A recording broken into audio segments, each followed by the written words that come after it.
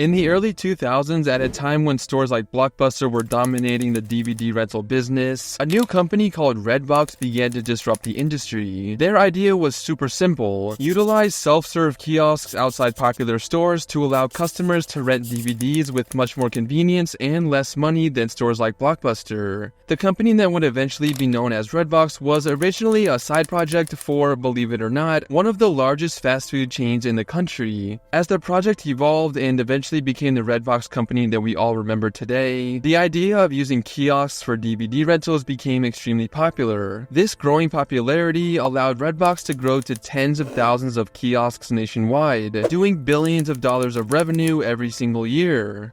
But while Redbox thought it was smooth sailing at the top of the DVD rental industry, a storm was brewing out in the distance. That storm being streaming. Let's get into the rise and fall of Redbox.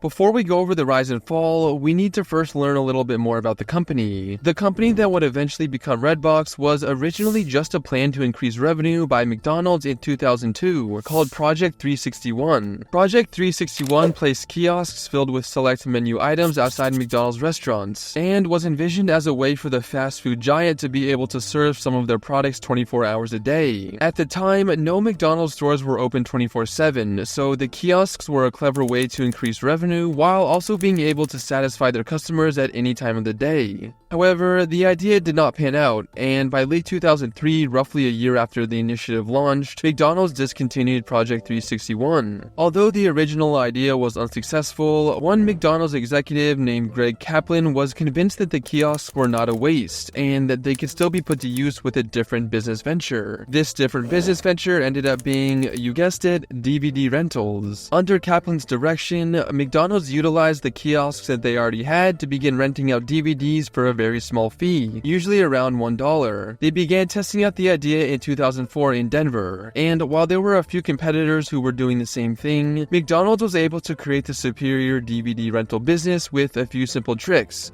which I will be going over shortly. After it became apparent that the DVD rental kiosks were a hit, McDonald's spun off the business from their main fast food business, officially creating the company Redbox. Throughout the rest of 2004 and 2005, Redbox continued to expand throughout the country, adding more and more kiosks, mainly outside retail stores and fast food restaurants. By the end of the year in 2005, McDonald's reported that Redbox was renting over 1 million DVDs per month across their roughly 1,200 kiosks throughout the country. That same year in 2005, Coinstar ended up buying 47% of Redbox for $32 million. Coinstar owns those kiosks that you've probably seen that you feed loose change into and in return get cash.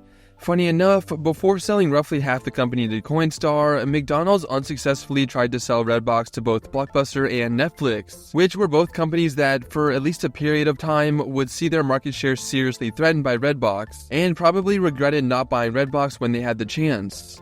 A few years after their initial purchase, Coinstar exercised an option to increase its stake in Redbox to 56%, becoming the majority owner of the DVD rental kiosk company. Let's get into the reasons why Redbox became such a hit so quickly. But really quickly before we do that, I would really appreciate it if you liked the video and subscribed. These videos take a long time to make, so I'm really grateful for any and all support.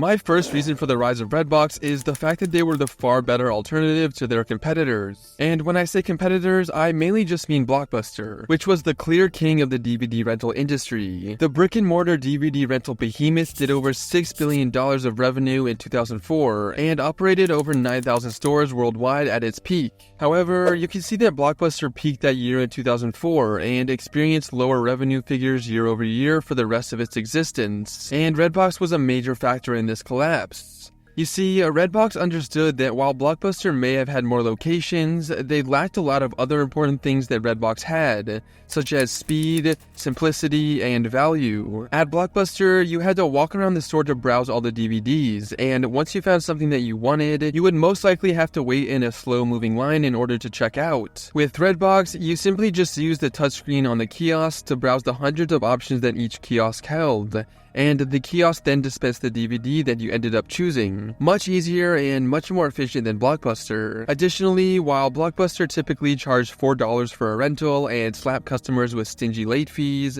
Redbox offered rentals for around $1 with no late fees. And finally, while Blockbuster was only open during normal business hours, Redbox kiosks were available 24/7.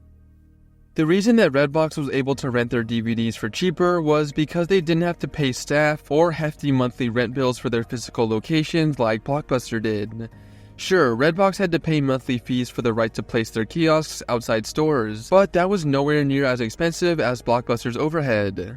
My next reason for the rise of Redbox is the fact that they had a return anywhere policy, meaning that customers could return their DVD rentals to any kiosk, not just the one that they originally rented it from. This is technically just another reason that Redbox was a better alternative to Blockbuster. However, I felt that it was so significant that it deserved to have its own number. Being able to return your rental to any kiosk was extremely convenient for customers at the time, and was a big reason why lots of people preferred Redbox over Blockbuster. While Blockbuster's revenue fell and their footing in the industry began to slip, Redbox only continued expanding. By the time that Coinstar spent $176 million to become the sole owner of Redbox in 2009, the company operated over 12,000 kiosks nationwide. The following year in 2010, Redbox surpassed 1 billion total rentals. Looking at Redbox's yearly revenue, we can see this impressive run that they were on at the end of the 2000s, as they ended the decade with a little over $750 million in revenue, and began the 2010s with over $1 billion in revenue in 2010. This same trend appears in Redbox's annual rental figures. In 2010, the company rented over 534 million DVDs, well over 10 times more than just 4 years prior in 2006. Another reason for Redbox's rapid growth is my final reason for the rise of the DVD rental company, the strategic placement of their kiosks. At the company's peak, the majority of Redbox kiosks were outside McDonald's, Walmart's, and Walgreens. This was cleverly planned by Redbox because people shopping at these three stores were people who were already looking to buy cheap products in a convenient fashion. Redbox was also both of those things. Redbox placing their kiosks largely outside of these three stores also gave Redbox another massive advantage. They were easily accessible to all customers. In 2011, it was reported that 68% of the entire US population lived within a 5-minute drive of a Redbox kiosk. Considering how many people live in the US and how sparsely populated a lot of areas of the country are, this was an incredible feat achieved by Redbox. By 2013, Redbox was riding the peak of their DVD rental business, and this year was very significant for the company. 2013 marked Redbox renting their 3 billionth DVD, and they also surpassed over 40,000 total kiosks nationwide. Redbox's annual revenue and rentals also peaked this same year. The company did $1.97 billion in revenue on 772 million individual DVDs rented. However, while Redbox was breaking all of these records and the executives thought they were sitting pretty, a large shadow was looming in the background: streaming services. The rise of and subsequent domination of streaming services is obviously the most significant reason for the fall of Redbox, and is honestly the only reason that we need to go over, because regardless of what Redbox did, streaming was going to blow them out of the water no matter what. Now, it's pretty self-explanatory, but the fact that streaming was far cheaper and 1,000 times more convenient than renting physical DVDs left Redbox with essentially no chance to survive. Would you rather travel to a kiosk, pay for individual DVDs, and then have to travel back to the kiosk once you finish watching the movie or TV show to return the DVD, or just pay a monthly subscription to a service like Netflix and have instant access to thousands upon thousands of movies and TV shows that you can watch simply with the click of a button? The choice is obvious, and this is the reason that streaming quickly surpassed physical DVD rentals. Now, to be fair, Redbox did try to launch its own streaming service, however it launched in 2020, which was far too late. All of the biggest streaming services were already well established by then. Additionally, Redbox's streaming service lacked a lot of quality content, as they failed to strike deals with major studios for the rights to a lot of popular movies and TV shows. Netflix was and still is the face of streaming. Taking a look at their revenue history, you can see just how quickly they began taking over the industry. Funny enough, the first time they made a year-over-year increase of over $1 billion in revenue was from 2013 to 2014, which is also the peak of Redbox, followed by their decline. Coincidence? I'll let you decide. By the end of the decade, as Redbox was fading into irrelevancy, Netflix continued to skyrocket, raking in over $20 billion in revenue in 2019. 2019. The following year, in 2020, as the pandemic raged across the world, it became clear that physical DVD rental services like Redbox would never stand a chance ever again. Global streaming subscriptions at this time passed 1 billion users worldwide, as other streaming services like Disney Plus and HBO Max had begun fighting for their share of the market. Back in 2016, around the time that streaming services were slowly beginning to really pull away from DVD rental companies, Redbox was acquired by Apollo Global Management for $1.6 billion.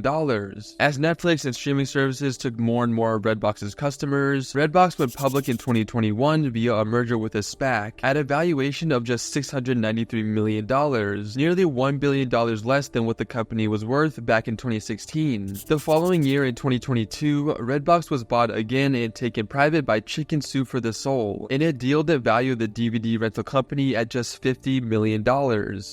And finally, after 22 years of business, revolutionizing the DVD rental industry in its early days, and failing to adapt to the world of streaming, Redbox officially filed for bankruptcy in June 2024. The following month in July, the company shut down all of its remaining 24,000 or so kiosks and its streaming service, and all remaining employees were laid off. It was truly the end of an era.